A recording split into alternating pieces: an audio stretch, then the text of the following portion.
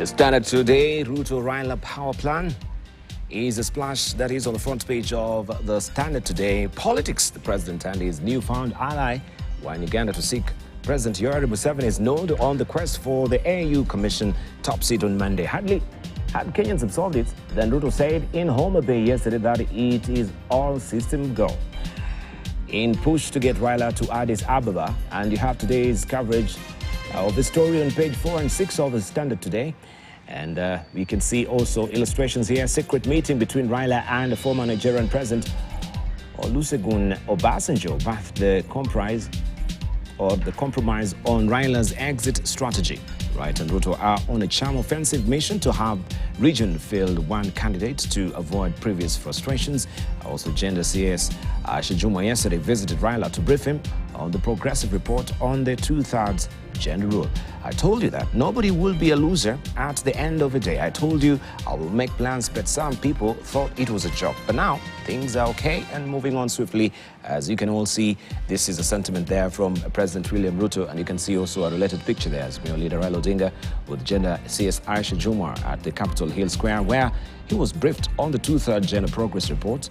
Also Raila with President William Ruto and President Yoweri Museveni in Uganda on Monday. We'll run you by this particular story. And of course, we shall be discussing with the panelists as well moving forward.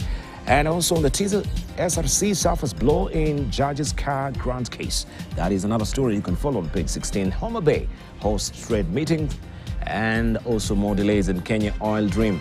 This is on the business pages of the Standard. Kipchoge eyes glory in Japan. Another story to you want to follow. We're rooting for also our athletes in Japan. KUCCPS anguish for parents and learners. Some are making double payments to the portal and not getting access to the selection site since it is non-responsive. And also remember, you have Enterprise Magazine coming in handy for you inside the Standard this morning. This is how it looks. Make sure you grab a copy for yourself. Also, the Daily Nation is holding this splash for us. Exodus parents ditch academies. And you have on top there where there is a flagger on education. Bungoma Public School has received 300 new learners since January. Reality check, thousands of parents across the country have transferred their children from expensive private institutions to public schools as they re-evaluate their priorities given the current hard economic times, piling more pressure on schools already facing serious staffing and infrastructure challenges. You have a story on page 7 of the Daily Nation. Friends again, Ruto Raila and power of a picture. The Kisozi picture goes beyond that African Union dream as projected by both President William Ruto and his political arch-nemesis, I should say, that is Raila Odinga. They tell the story of brilliant political calculations, patience that defies logic, and the fragile nature of partisan relationships. But by accepting Mr. Odinga into his fold and even propping him up for the AU chairmanship, Dr. Ruto has shifted the tectonic plates on the country's political landscape in his favor. He has presented himself as a true, forgiving and tolerant statesman who is willing to cross political lines and sheath his bayonet. Most importantly, he has, with little effort, put an end to the siege mentality that governs Kenyan politics, diffusing anger and sectarian tensions and pointing the nation away from the chaos of its virulent dogmaticism. You can follow the story on page 4 and 5 of the Daily Nation this morning. On the sidebar, crime, my 5-hour ordeal in hands of robbers, and here's how rogue county staff steal from public coffers. You can follow the story on the back page of the Daily Nation. Parenting magazine comes in handy for you inside the Daily Nation. The Star, our Ruto Raila deal could jolt bigwigs. For the first time, Raila has recognized Ruto as president after meeting Museveni in Uganda. And you have a story on page 4 and 5 of the Star. Ethiopian Prime Minister Abiy in Kenya for state visit. A telling picture there. Welcome with open arms. President William Ruto and Ethiopian Prime Minister Abiy Ahmed during the official opening of Samaso's Kenya-Ethiopia Limited in Athi River, Machakos County yesterday. We'll run about the story and discuss this as well. What does it really portend us moving forward now that Abiy is in the country? Hurdles for big names in CAS list as AGD's owns bill. Political leaders seeking reappointment to the controversial position that is position of Chief Administrative Secretaries, face new hurdles that may force President William Ruto to disappoint his friends. A new bill that seeks to anchor the position in law has triggered a controversy in the executive and has been disowned by the Attorney General. You can follow the story on page 8. Also, LSK presidential candidates get ready for polls on Thursday. Outgoing Law Society of Kenya Vice President Faith Odhiambo ended her campaigns on Monday night with an appeal to fellow legal professionals to elect her as the next president. The society is set to conduct its elections on Thursday. You can follow the story on page 9 of the Star this morning. Also, why murder suspect Kangere has dropped his lawyers. They belong to the DCI, not me. This is what he says. You can follow the story on page 2 of the Star. The People Daily, Raila's base soft on Ruto. Raila's base soft on Ruto. Change of fortunes. It says here that Nyanza residents who have been hostile to President yesterday gave him red carpet welcome because of backing his rival's bid for top Africa Union post. And you have a story on page 4 and 5 of the People Daily this morning. And President William Ruto with Governor Gladys Wanga during the official opening of Homa Bay County second International Investment Conference at Tomboya University yesterday. And he said, when I campaigned and slept here in Homa Bay, I promised a government of national unity. And as I promised, you can see for yourself. Needless to belabor the point, the writing is there for all to see. That is what President Ruto said yesterday in Homa Bay. Land's team caught up in fierce fight to protect its staff. That is another story inside the People Daily. Agencies step up, battle on alcohol. And this is Nakada, fully under the gun, trying to cut this menace or slay the menace of alcoholism in the country and drug abuse. Business Daily, CMA allows firms to guard against share price falls in IPO. This is what is on the front page of the Business Daily this morning. Regulator allows hiring of a price stabilizing agent. New rule seeks to boost investor confidence. The Capital Markets Authority has offered an opportunity for companies going public through an initiative public offering to support their share price for up to 30 days after listing. And you can follow the story on page 2 of the Business Daily this morning. SRC rejects push for 100,000 shillings pension for ex-MPs. That is 100,000 shillings.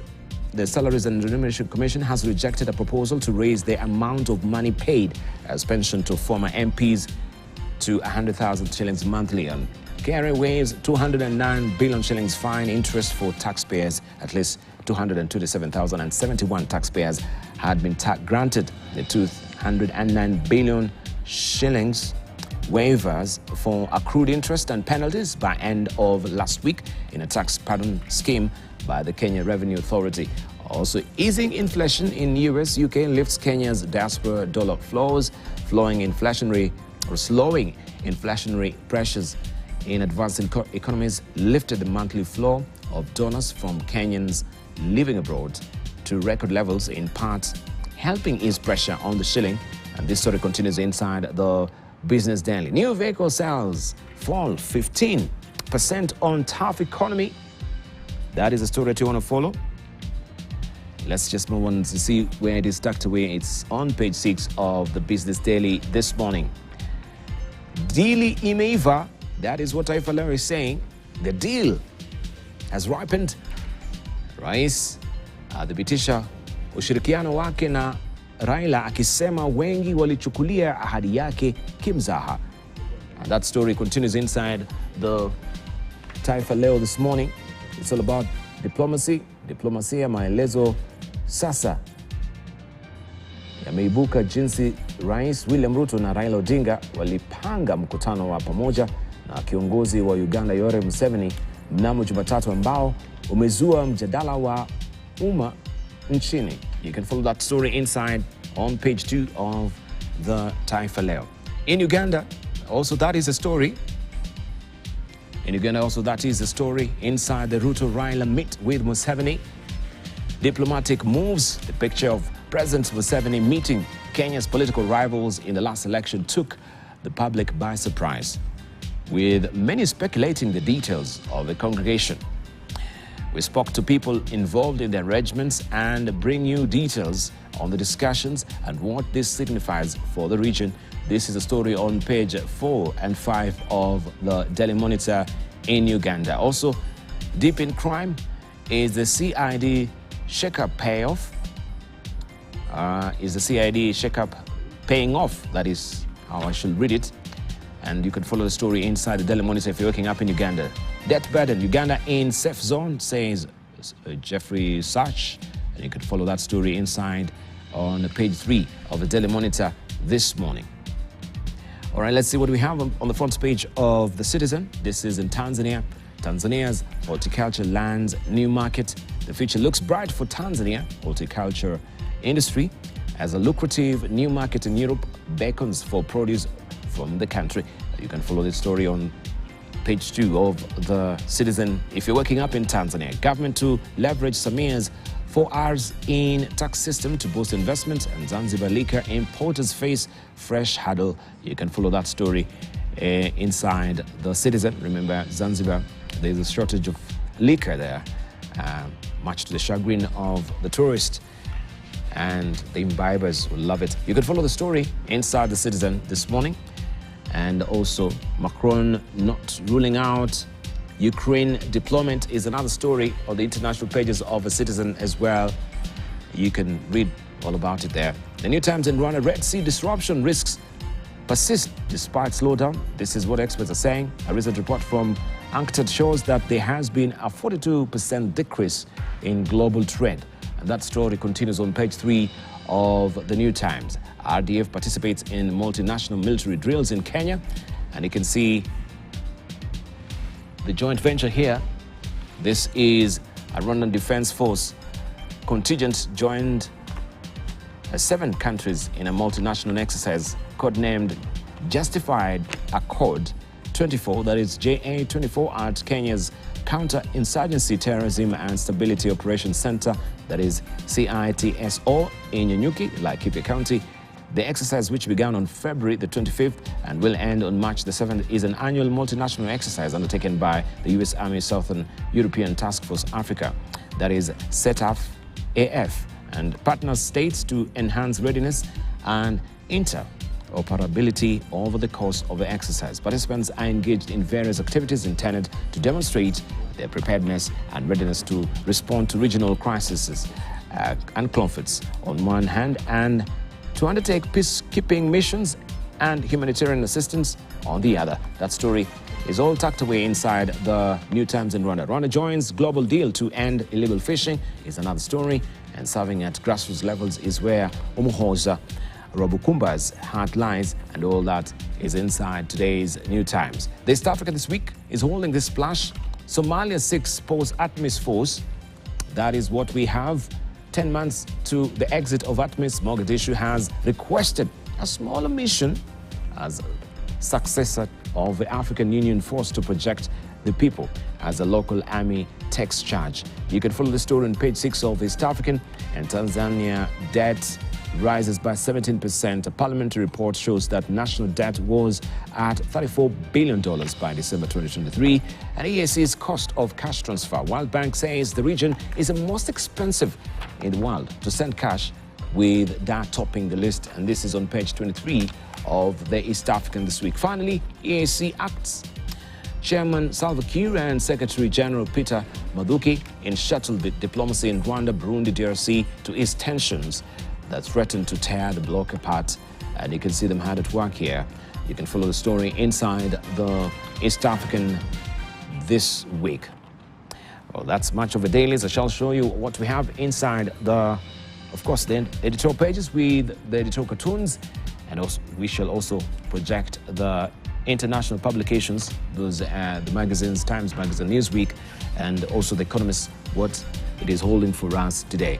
Allow me to just hear the voices of Naomi Damba, Professor Naomi Damba. Also, we have Professor Peter Kagwanja with us as well, Yusuf Hassan, and also we shall be joined by Dr. Hassan Kanenje. It's never been this late. I don't know what's happening, so we'll hear also from him as well if he comes around.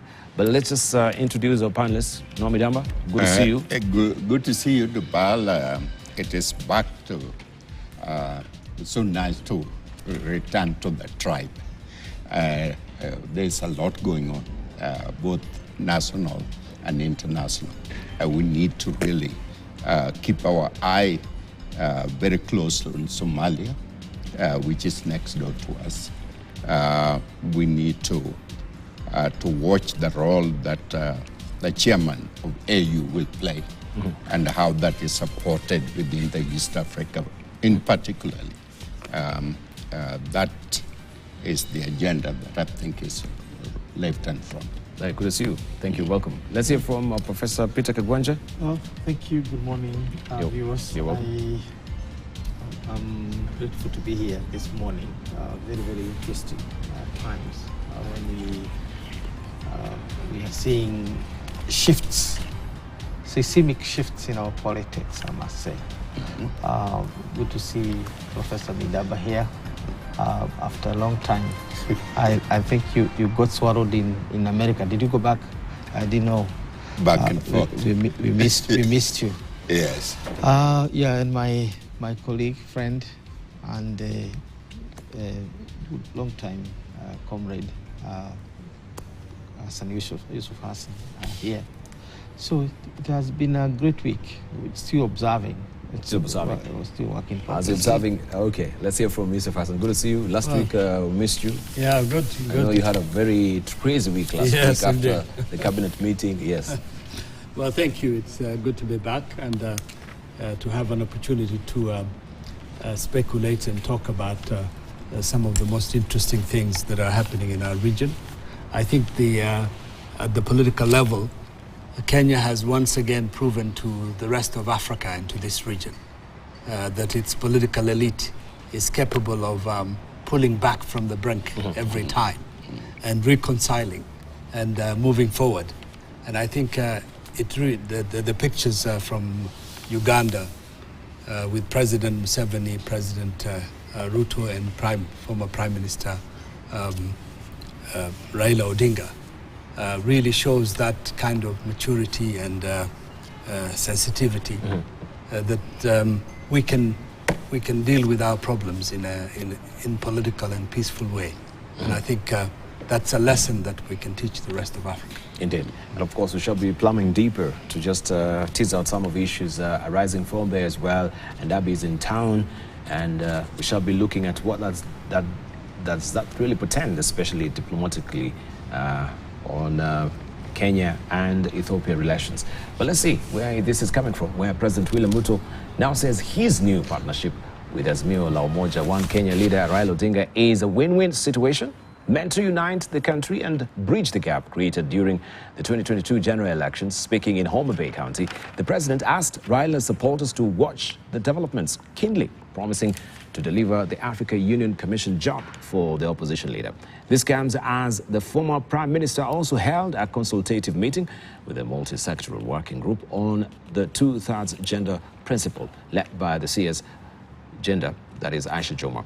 As KTN's political affairs reporter Emmanuel Toh now reports that developments come hours after the duo met President Yoweri Museveni of Uganda.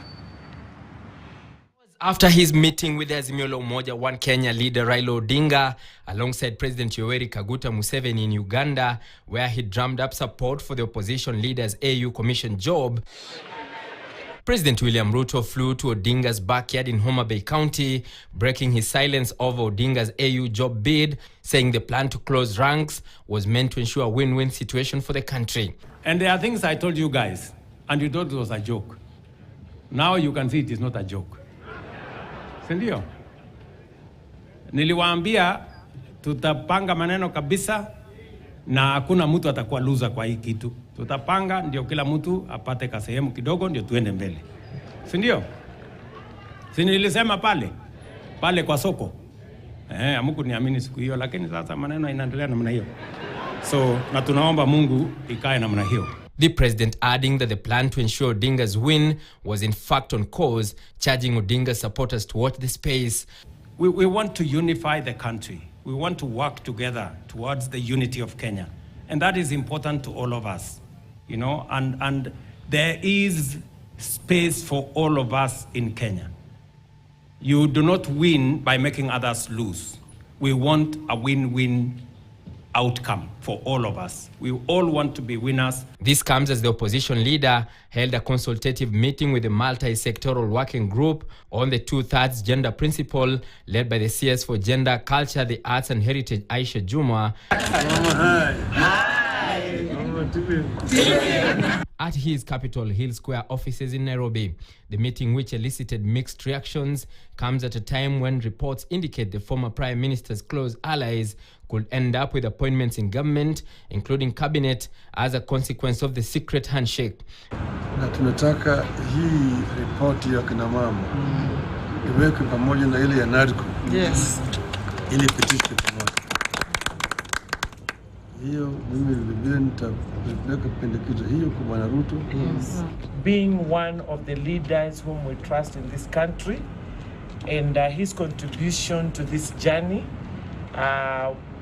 we are happy that he has given us opportunity. The events unfold barely hours after President Ruto and Odinga met with Uganda President Yoweri Museveni on Monday in his Kisozi country home. In pictures shared on their social media platforms, the duo said the meeting discussed Odinga's candidacy for chairperson of the African Union Commission. Odinga thanked Museveni for endorsing his bid. The former premier has been out of the country for more than a week, starting with a trip to Germany to the colleges where he attended his tertiary education, and then camping at Namibia for President Hage Geingoob's burial, where he lobbied for the post. To win, Odinga needs 2/3 of the total votes, which translates to about 33 votes out of the 50 countries that will participate in the process. Burkina Faso, Mali, Niger, and Sudan have been suspended from the AU and may not participate in the February 2025 elections. Emmanuel Toh, KTN News, Nairobi. Meanwhile, President William Ruto has hailed the G7, Meanwhile, President William Ruto has hailed the G7 Female Governors Caucus, assuring it of his support. Speaking during Homa Bay County's International Investors Conference, the president said the female leaders have exhibited solid leadership and hailed the county for its efforts in food production. Mining CS Salim Voria also tipped the county to leverage on its blue economy potential.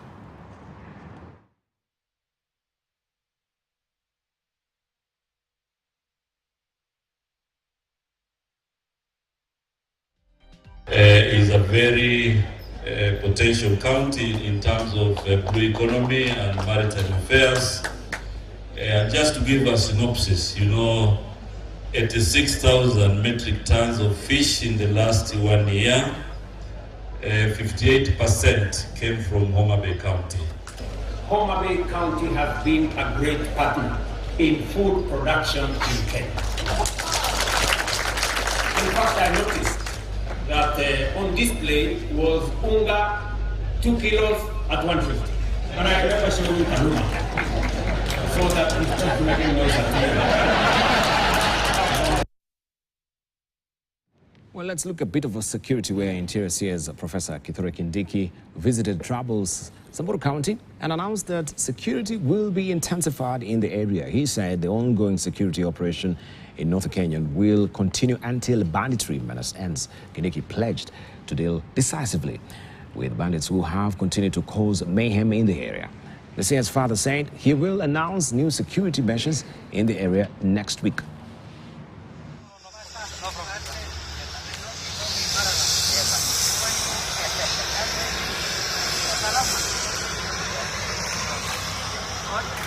The policy of this administration is to professionally deal with security issues, and therefore I want to repeat what I have said before from this county and from other affected counties, that we will not entertain any politicization of security matters.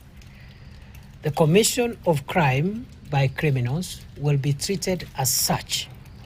It will be treated as commission of crime. Any person who commits crime is a criminal. It doesn't matter their religion, ethnicity, age, gender, or even status in society. Therefore, while we welcome the security team to work together with political leaders, especially elected leaders. We also want to ask the political leaders not to bring in politics in security matters. And Ethiopia's Prime Minister Abiy Ahmed is in the country on his first state visit since President William Ruto took over. He was received by his host, President William Ruto, at Jomo Kenyatta International Airport, JKA. Abiy was last in Kenya on December 9th, 2020, on an official visit for the launch of the one-stop border post at Moyale in Marsabit. His last state visit to Kenya was in June 2018, when he and then President Uhuru Kenyatta vowed to elevate their ties to strategic levels. Insiders say the agenda of the visit is security and economic collaboration, with a particular focus in Ethiopia's strategic interest in utilizing Kenya's Lamu port for maritime access. The latest visits signal improved relations between Nairobi and Addis Ababa and offers a new opportunity to explore new avenues of collaboration in the region. Kenya and Ethiopia share a 60-year-old historic defense agreement rooted in friendship between Jomo Kenyatta and Ethiopian Emperor Haile Selassie. And we shall be discussing this with our panelists right now on that latest development. And we want to begin with you, Professor Peter Kagwanja. Let's just begin from where we started with that particular story of Raila, his bromance with Ruto right now. What does it portend politically, especially right now? People are saying, politically, it seems this is a masterstroke from Dr. William Ruto. I don't think this is very new, except that we have a very short memory of things. In the multi-party era, I would say generally the Odinga family has perfected the art of post-election deal-making. 1992, Senior Odinga had a deal with Daniel Arap Moi. That went on until his death, 1994. And down, below the service, it continued.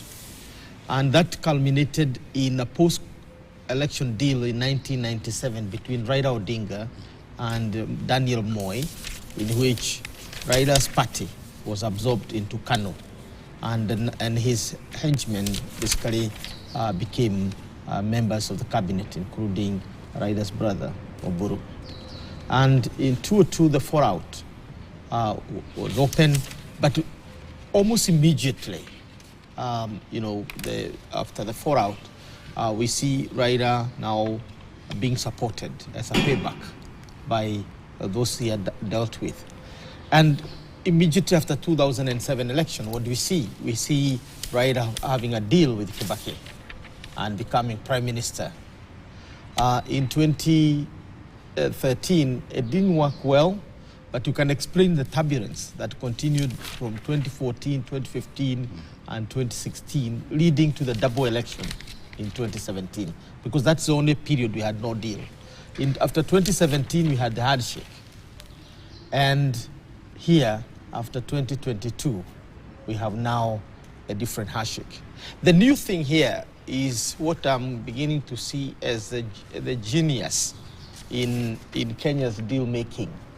The 2010 constitution does not allow for executive power sharing, the kind that you saw between Raila Odinga and Mwai Kibaki, or what you had seen earlier on with Moi. This time round, I think we have cast the net wider into the Pan-African circles. And you saw in 2017, after 2017, Raila appointed the High Representative, the AU representative for infrastructure, a position that was fairly paid for by Kenya, because I don't think the AU had a budget of that kind. To his running mate, Kalonzo Musyoka, was appointed special envoy to South Sudan. So what we are now seeing happening is an extension of this new adventure into power sharing on a continental scale. And this is in itself, what you can say deep sea diving. It's deep sea diving because William Ruto has no control over the vote of 55 heads of states. He had control if it was a position that was created for Raila at the African Union. Because that would have meant Kenya is going to foot the bill, and therefore the African Union will only allow that position to exist. Now, this is a position that is supposed to be voted for in February 2025. And applications will be put. I am considering putting mine. Yeah, I am eligible. Why are you laughing? What's the problem? I am eligible. They only require a master's in political science, international relations, and they are saying that a PhD is an added advantage. Yes. And I speak 2 languages. I can speak English. I can speak French, right? And it will not take me long to speak Arabic because I speak Swahili, and Swahili is 30 to 40% Arabic. So it wouldn't take me long. So you can now see, so it's a very perilous game because everybody will apply. And in February, the vote might turn differently. So this is what I'm called deep sea diving. But I think it seems that President William Ruto is determined to get it going. And you cannot underrate his capacity to do campaign. He's a very, very serious campaigner. That one you must admit. William Ruto's capacity to lobby within and beyond borders is huge. You've seen the move. Has seen Obasanjo, has seen Museveni. He will see Abiy. I'm sure in the course of the day, you'll also see the president of Somalia will be in the country from today. So what you're saying is already he has seen 3 heads of state within the neighbors.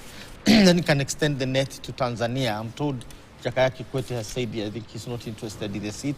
I'm not saying, all right. But by April, papers will be put. So what is the big point?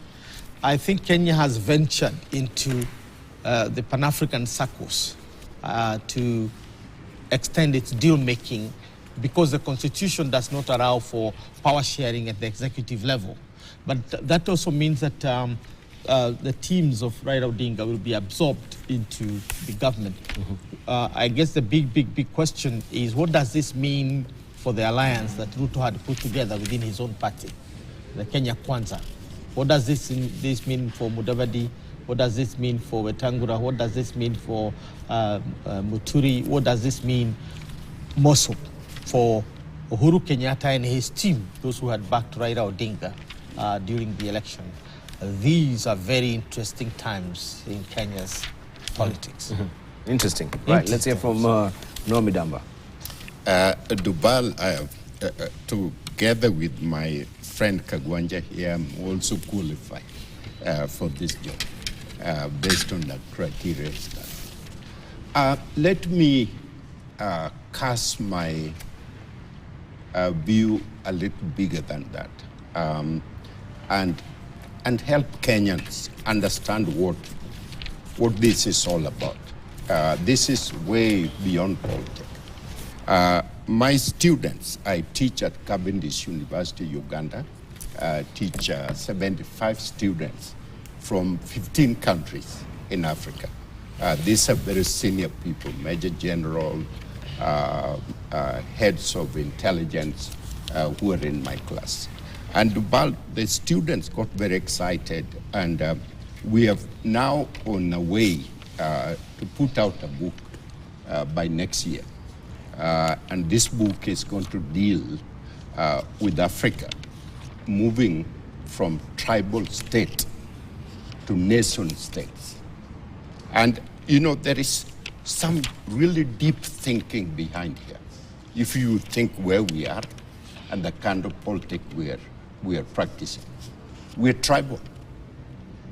Moi was the only one that was able to bring this group called Kalenjin together.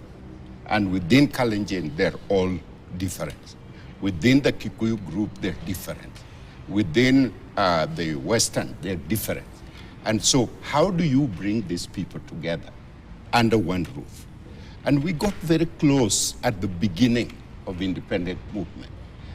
So we created this party called KANU that diehard, like my father, fought and died for. And then it was people like my father, it was that campaign and said the Kenyatta must be the president. And this was taken by Raila's father. Raila's father very bravely said that young people like Tom Mboya cannot be president so long as Kenyatta was around. So Kenyatta was seen as a unifier at the beginning and identified with the KANU movement. And so Kenya voted, Kenya got excited, then later on Kenyatta proved to be otherwise. Person that bring people together. So if you look at the continent of Africa as a whole, the country that came closer to what we call unity is Julius Nyerere. Is the one who brought the people together. Kagame has done it through force. We have to be together as a nation state in order to move ahead. But otherwise, we're all separated, divided. The kind of politics we have are what you call brokered market politics, where you put together a group of people, ideas, and say we are now ready for election, and then you go in. So these people are really doesn't have principle that tie them together. And so when you see Raila and Ruto fighting or Raila and Uhuru fighting, they're not fighting. This is a market movement. Underneath that is the ability to be able to change that and come together. And so, Moi built a base for Ruto. And as my friend Kagwanja said, Ruto is a fierce fighter, fierce campaigner. And so he's able to bring those people together. And this possibility of bringing the whole East African, the whole, is very important. Some people said, well, Raila is gone now, we are all going to be quiet. That's not the point.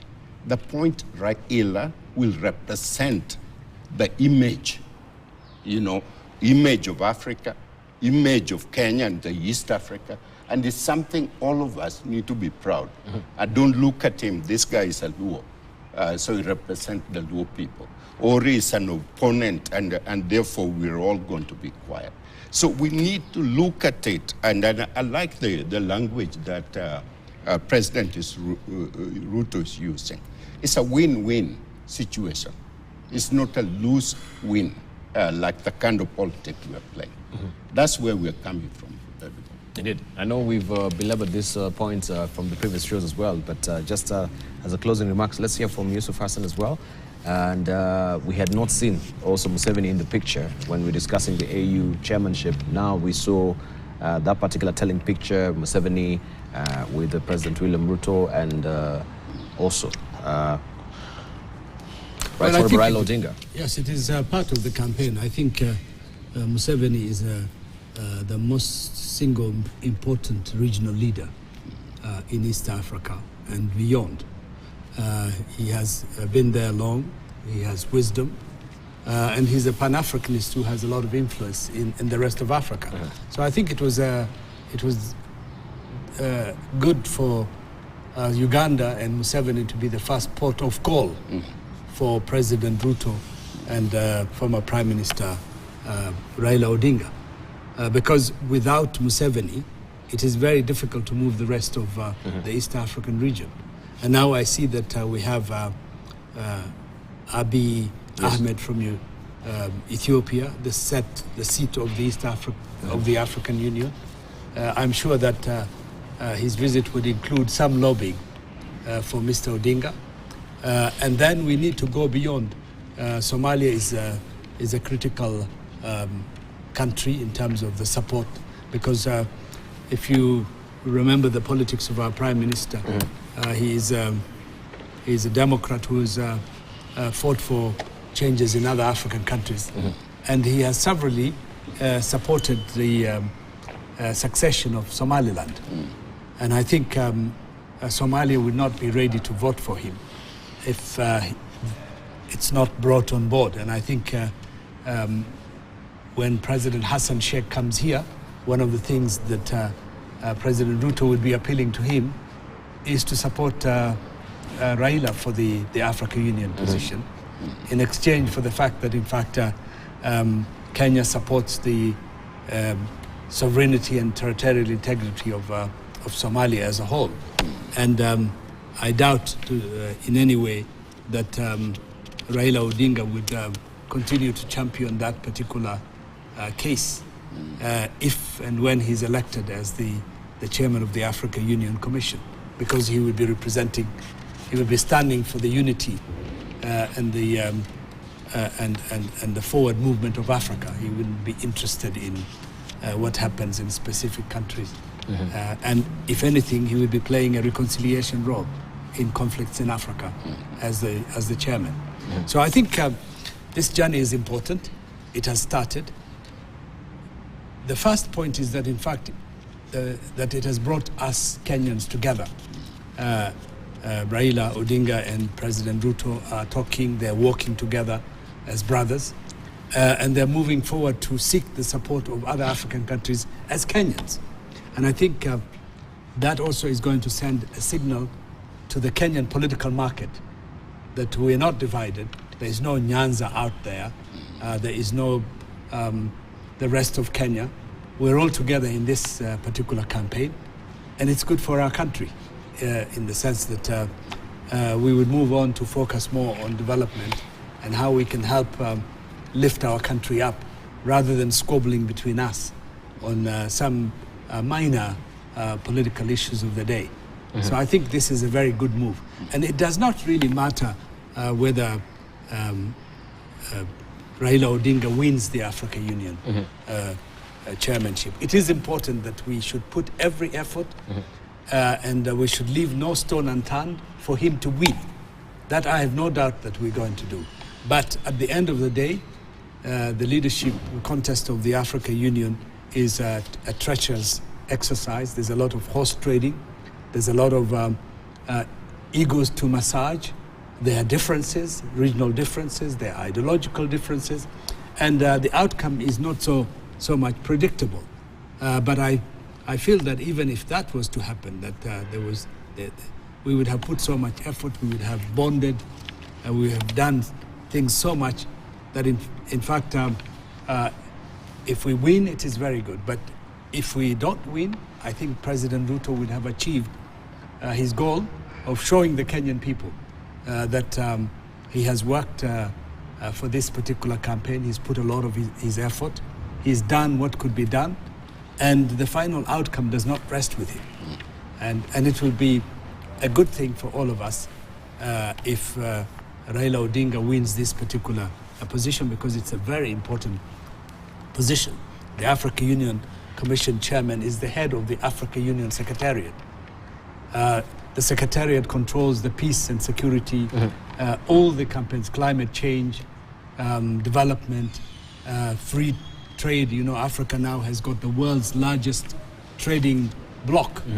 The Free Africa Trade Zone is the largest in the world. And who could be the best person to drive that particular campaign to open up African markets so that African countries can trade with each other and lift up the economic powers of the continent. He would also be representing us at international forums, at the G20, with the BRICS. He would be linking the European Union, the United Nations, and so he would more or less be the symbolic leader of the African continent. And I think that would be a very great opportunity for someone who has worked for his country and for Africa for so many years. And I couldn't think of any more deserving person for that position. And that's why our country is excited. It is good for us internally, it's good for us externally, and it's exactly the word that has been overused here, which is now more or less a cliche, a win-win situation. A win-win. Yes. All right, and we wanted just to take a short break, but I wanted to just run you by the pictures of that very telling, of course, images of President William Ruto and the Prime Minister of Ethiopia, who arrived in the country yesterday on his first visit since President William Ruto took over, and he was received by President William Ruto at Jomo Kenyatta International Airport. Abiy was last in Kenya on December the 9th, 2020, on an official visit for the launch of one-stop border post at Moyale in Marsabit. His last state visit to Kenya was in June 2018, when he and then President Uhuru Kenyatta vowed to elevate their ties to strategic levels. Insider said the agenda of the visit is security and economic collaboration, with a particular focus on Ethiopia's strategic interest in utilizing Kenya's Lamu port for maritime access. The latest visit signals improved relations between Nairobi and Addis Ababa and offers a new opportunity to explore new avenues of collaboration in the region. Kenya and Ethiopia share a 60-year-old historical defense agreement rooted in the friendship between Jomo Kenyatta and Ethiopian Emperor Haile Selassie. Prime Cabinet Secretary Musalia Mudavadi was on February 22nd, I think, in in Ethiopia, where he signed key cooperation deals in 7 sectors on behalf of the government. And this includes memorandum of understandings on tourism, wildlife, culture, blue economy, petroleum, correctional services, and capacity building in public service. The deal were agreed upon during the 36th Joint Ministerial Commission meeting in Addis Ababa. And we shall be looking at this with our panelists on the other side of a break. We want to take a short break right now. What does this really portend? And he has shown interest on the Lamu port, but also on the other side, we have the Somalia-Turkey Pact, which is a recent deal that is inflaming maritime spat with Ethiopia as well. Him being in the country and the Lamu port, we know this has raised and rubbed, of course, the wrong way some of the regional figures around regarding the Somaliland. And now we have Somalia collaborating with Turkey, and we shall be seeing, of course, soldiers from Turkey trooping to Somalia in a protective, of course, gesture. We shall give you the details on the other side of a break. You're watching Global Today here on Morning Prime. Don't go away, much more on the other side of a break.